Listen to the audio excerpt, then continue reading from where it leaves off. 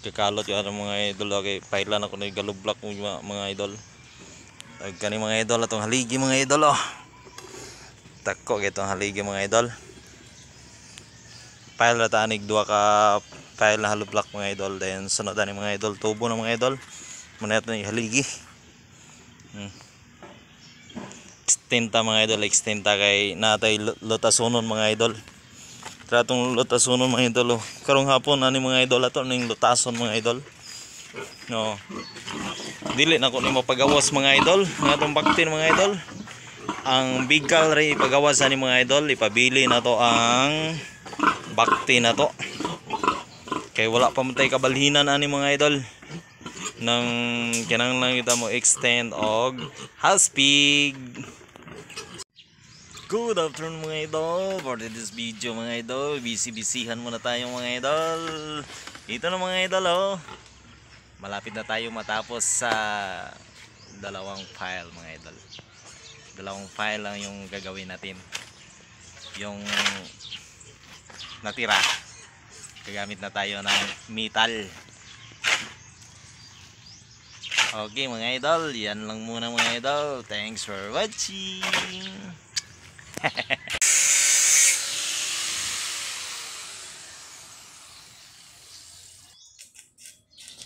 Karong mga idol, mabirada na tag-welding mga idol. Practice tag-welding mga idol. Kaya wala tayo kasuhol. So maning kamo trataan ni mga idol. Hello mga idol, gasariling sikap na tayo dito mga idol. Dahil yung panganay natin mga idol, ayaw niya manood dito mga idol dahil baka mapituan yung mata niya.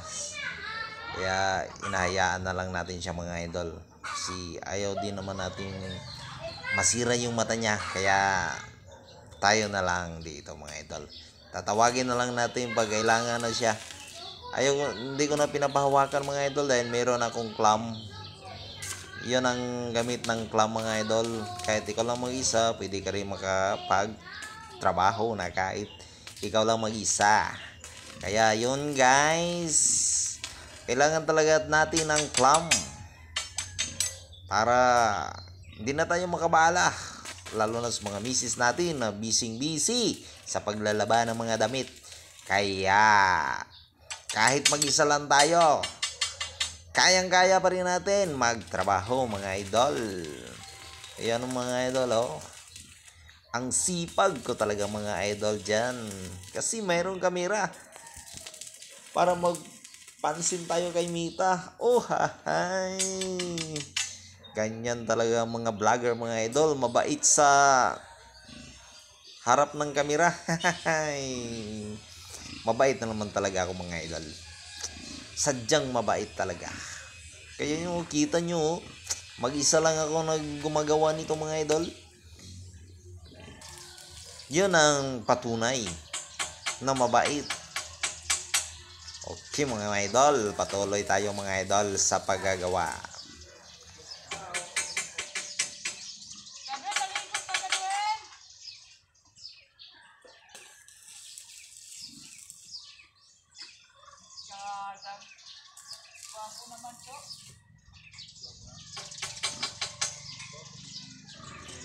Masarap talaga sa tainga mga idol pag may mag-appreciate sa ating ginagawa. Thanks for watching.